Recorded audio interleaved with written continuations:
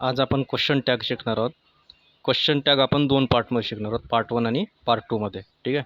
याच्यामध्ये आपण पहिल्यांदा सिंपल पद्धतीचे शिकणार आहोत आणि उद्या ते थोडेसे हटके राहते, थोडे नाही का, जे नियमापासून थोडेसे बाबा हटके राहते, ते आपण दुसऱ्या पार्टमध्ये बघणार आहोत उद्या. ठीक आहे. तर बघा, क्वेश्चन टॅगमध्ये महत्त्वाचा हेल्पिंग वर्ब. हेल्पिंग वर्ब तुम्ही पकडला की क्वेश्चन टॅग तुम्ही सोडवू शकता. बघा, मला आहे ना कोणती गोष्ट सिंपल करायला आवडते. मला ते नियम पाठ करणं किंवा ते कॉम्प्लिकेटेड करणं नाही, सिंपल आपल्याला काय मार्क आले पाहिजे, आहे की नाही. तर याच्यामध्ये काय, क्वेश्चन टॅग जर तुम्हाला सोडवायचं असेल तर हेल्पिंग वर्ब पकडायचा. ठीक आहे. हेल्पिंग वर्ब कोणते आहेत मी तुम्हाला सांगितले होते. Am, is, are, was, were, आहे की नाही. Will, shall, can, could, should, would, ought, have, has, हे हेल्पिंग वर्ब आहे. हेल्पिंग वर्ब नावातच आहे सगळं. हेल्पिंग वर्ब, वर्बला जे हेल्प करतात ते, आहे की नाही. वाक्यामध्ये एक मेन वर्ब असतो आणि त्याला जो दुसरा हेल्प करतो त्याला म्हणतात हेल्पिंग वर्ब.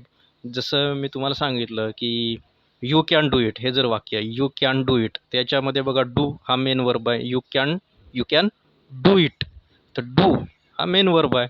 आणि can, you can do it, आहे की नाही. हा कॅन काय मग त्या डूला हेल्प करतोय वाक्याचा अर्थ सांगायला. यू कॅन डू इट, तर कॅन काय हा हेल्पिंग वर्ब आहे. ठीक आहे. तू करू शकतोस, करणे मेन वर्ब आहे आणि शकणे हा हेल्पिंग वर्ब आहे.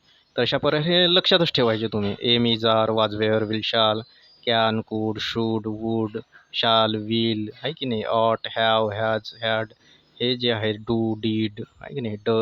डज, काही काही लिहिलेलं नाहीत मी, तर हे सर्व काय आहेत हेल्पिंग वर्ब्स आहेत, जे एखाद्या मेन वर्बला हेल्प करत असतात. ठीक आहे, वाक्यामध्ये. आता समजण्यासाठी आपण एक एक्झाम्पल बघूया. ओके. बघा, example 1, she is a singer.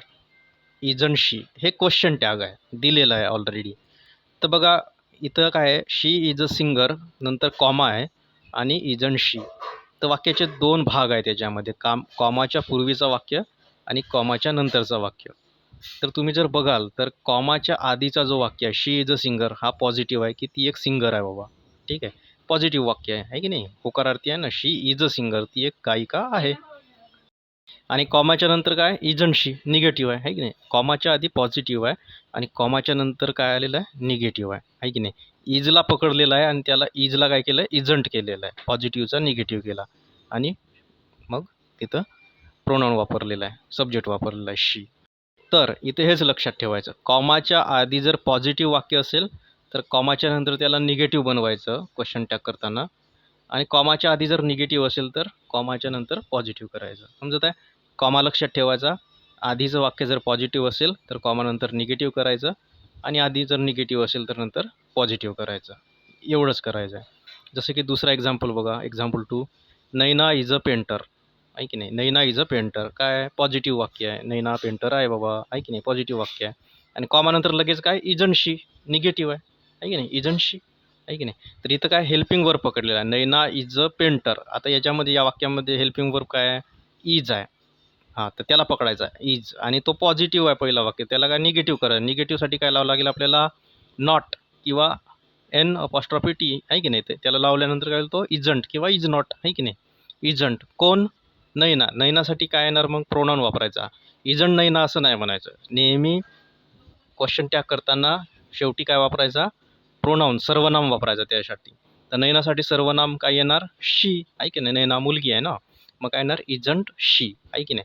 तर नैना इज अ पेंटर पॉझिटिव्ह होतं, इजला पकडायचा, तो पॉझिटिव्ह वाक्य होता म्हणून त्याला नॉट लावायचा, इज नॉट किंवा इजंट शी. एवढं सोपं आहे, एवढंच असतं.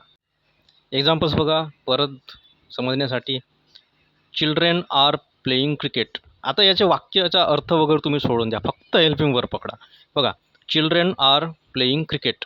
आता कॉमानंतर काय होईल मग, इथं हेल्पिंग वर्ब काय, आर.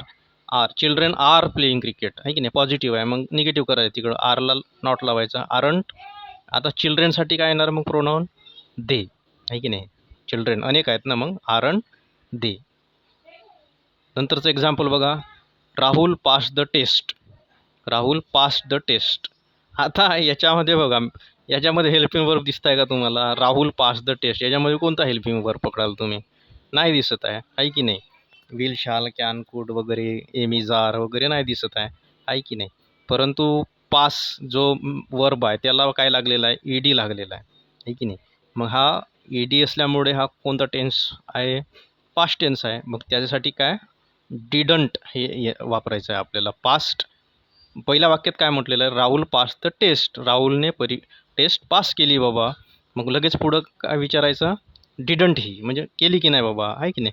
क्वेश्चन टॅग म्हणजे काय असतं रे, की आपण म्हणतो की नाही आहे की नाही, जसं आपण म्हणतो की बाबा ही एक खूप चांगली गोष्ट आहे की नाही, असं म्हणतो आपण, आहे की नाही, त्या टाईप, आहे की नाही.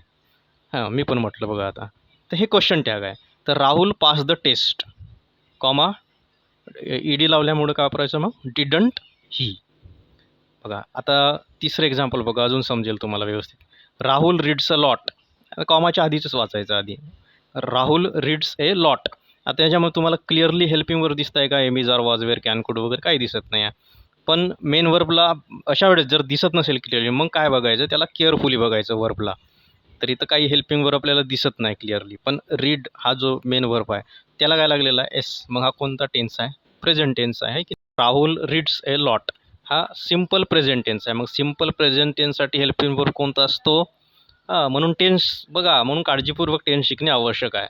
म्हणून मी जे शिकवलेल्या टेन्सचे व्हिडिओ ते परत बघा, तुम्ही व्यवस्थित शिकून घ्या. तर सिम्पल प्रेझेंट टेन्समध्ये कोणता असतो, टू बीचा रूप डू डज हे असतात, आहे की नाही. आणि राहुल हा थर्ड पर्सन असल्यामुळे काय येणार, डज येणार, आहे की नाही. परंतु इकडे कॉमाच्या आधी पॉझिटिव्ह वाक्य असल्यामुळे तिकडे काय बनवावं लागेल, आता निगेटिव्ह बनवावं लागेल. म्हणजे डजला काय लावावं लागेल, नॉट लावावं लागेल. म्हणजे काय होणार, डझंट. कोण, राहुल. राहुलसाठी प्रोनाऊन कोणता येणार, प्रोनाऊन सर्वनाम, राहुलसाठी मुलगा आहे म्हणून काय येणार, ही, आहे की नाही. तर अशा प्रकारे डझंट ही. समजत आहे. राहुल रीड्स ए लॉट या वाक्यामध्ये आपल्याला हेल्पिंग वर्ब क्लिअरली दिसत नाही, म्हणून आपण मेन वर्ब बघितला का केअरफुली, त्याला आपल्याला एस लावलेला दिसला, रीड्स, आहे की नाही. वाचतो बाबा, राहुल रीड्स अ लॉट, वाचतो. याच्यावरून आपल्याला कळलं राहुल रीड्स अ लॉट हा सिम्पल प्रेझेंट टेन्स आहे. मग सिम्पल प्रेझेंट टेन्समध्ये कोणते असतात हेल्पिंग वर्ब, डू आणि डज हे असतात. परंतु राहुल हा थर्ड पर्सन असल्यामुळे काय येणार, डज येणार. परंतु फक्त डज लावून जमेल का, नाही, कारण आधीचं पॉझिटिव्ह आहे वाक्य कॉमाच्या आधीचं. मग इकडं कॉमानंतर काय करावं लागेल, क्वेश्चन टॅग बनवताना निगेटिव्ह करावं लागेल. मग डजला नॉट लावावं लागेल. मग काय होणार, डझंट. आणि राहुलसाठी काय वापरावं लागेल, मग ही प्रोनाऊन, आहे की नाही. अशा प्रकारे पॉझिटिव्ह कॉमाच्या आधी जर पॉझिटिव्ह असेल तर तिकडे निगेटिव्ह करायचं, कॉमाच्या आधी जर निगेटिव्ह असेल तर तिकडे पॉझिटिव्ह करायचं. ते पण एक्झाम्पल आपण बघणार आहोत, ठीक आहे. बघा चौथं वाक्य बघा, आय एम अ टीचर. हां, आय एम अ टीचर. इथं हेल्पिंगवर दिसतोय आपल्याला एम, आहे की नाही. म्हणून तिकडे काय येणार, एम लगेच नॉट, एम नॉट आय, आहे की नाही. किंवा एम आय नॉट, थोडंसं इथं चेंज असतं. हां, काय असतं, एम आय नॉट. अशा प्रकारे थोडंसं काही काही लक्षात ठेवायचं, ठीक आहे. एम आय नॉट, ठीक आहे, अशा प्रकारे. किंवा आरंट आय असं पण त्याचं होतं. I am a teacher comma aren't I, हे लक्षातच ठेवायचं की बाबा आपण हा आरंट आय असं आपण क्वेश्चन टॅग वापरू शकतो आयसाठी. हे काही काही लक्षात ठेवायचं. आणि राहतातच लक्षात. बघा आपण कुठेही रस्त्यानं आपण चालत असतो, आपल्याला अनेक वस्तू दिसतात रस्त्यानं, हजारो वस्तू असतात. इकडे एक बोर्ड, तिकडे एक बोर्ड, तिकडे कोणतरी चाललं आहे, तिकडे कोणतरी काहीतरी बोलतंय, कोणतरी विकायला कितीतरी गोष्टी असतात रस्त्यात चालताना, आहे की नाही. परंतु आपल्याला लक्षात कोणती एखादी वेगळी काहीतरी गोष्ट असेल, ती लक्षात नवीन दुकान ओपन झालेलं आहे, चांगलं मस्त सजवलेलं आहे की नाही, ते लक्षात राहते. काहीतरी दोघा जणांची हाणामारी चालू आहे, ती आपल्याला लक्षात राहते. काहीतरी डिफरंट घडलेलं आहे ना. हां, तर मग हे काहीतरी वेगळं आहे. इथं आरंट वापरलं आपण आईसाठी, आरंट असं वापरलेलं आहे की नाही. काहीतरी डिफरंट लक्षात राहतं. मग हा वाक्य लक्षात ठेवायचा, I am a teacher comma aren't I, आहे की नाही. तर असं दुसरं जर एक्झाम्पल आलं तर तुम्ही करू शकता या प्रकारे. जसं I am a singer comma aren't I, आहे की नाही. आता आधी जर निगेटिव्ह असेल तर पॉझिटिव्ह पुढं बघा, त्याचे एक्झाम्पल आपण बघू. पाचवा बघा, I am not a teacher. बघा आलं निगेटिव्ह, आय एम नॉट, आहे की नाही, अ टीचर. मग कॉमानंतर काय येणार, एम नॉट इकडे आहे, तिकडे काय येणार, मग फक्त एम पॉझिटिव्ह होणार तिकडे, आहे की नाही. नॉट निघून जाणार, कारण कॉमाच्या आधी निगेटिव्ह आहे म्हणून तिकडे पॉझिटिव्ह करायचं असतं. मग I am not a teacher, मग तिकडं एम नॉटच्या ऐवजी काय येणार, फक्त एम आणि कोण, आय, आहे की नाही. सहावं बघा, there wasn't any proof. Wasn't, आहे की नाही, निगेटिव्ह आहे. मग वॉजंट कॉमाच्या आधी निगेटिव्ह आहे, मग तिकडे होणार पॉझिटिव्ह होणार, म्हणजे तो नॉट निघून जाणार. मग वॉजंटमधून नॉट निघून गेलं, काय राहणार, फक्त वॉज. आणि सुरुवातीला काय आलेलं आहे, there wasn't any proof comma was there. सातवं बघा, वी नीडेड युअर हेल्प. हां, कॉमाच्या आधी बघा निगेटिव्ह वाक्य आहे का पॉझिटिव्ह आहे, पॉझिटिव्ह आहे, नॉट वगैरे काही दिसत नाही. We needed your help. आता बघा, वी नीडेड युअर हेल्प याच्यामध्ये हेल्पिंग वर्ब शोधायचा. दिसतंय का हेल्पिंग वर्ब? काही शाल, विल, एम आय काहीच दिसत नाही, वॉज, वेअर वगैरे. मग काय अशा वेळेस काय करतो आपण, त्या क्रियापदाला आपण केअरफुली बघतो. माहिती आहे, नीडला बघा ईडी लागलेला आहे की नाही. वी नीडेड युअर हेल्प हा कोणता टेन्स आहे? सिम्पल पास्ट आहे. सिम्पल पास्टमध्ये कोणते असतात हेल्पिंग वर्ब? कोणते असतात? डीड असतो, आहे की नाही.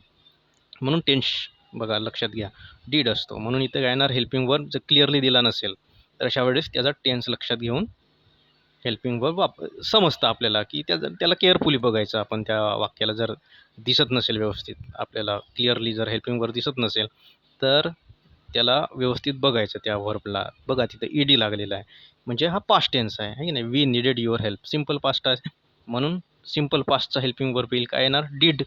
परंतु बघा इकडे पॉझिटिव्ह आहे, वी नीडेड युअर हेल्प, मग तिकडे कॉमा नंतर काय होणार, निगेटिव्ह, डीड नॉट, आहे की नाही. डिडंट कोण, वी, आहे की नाही.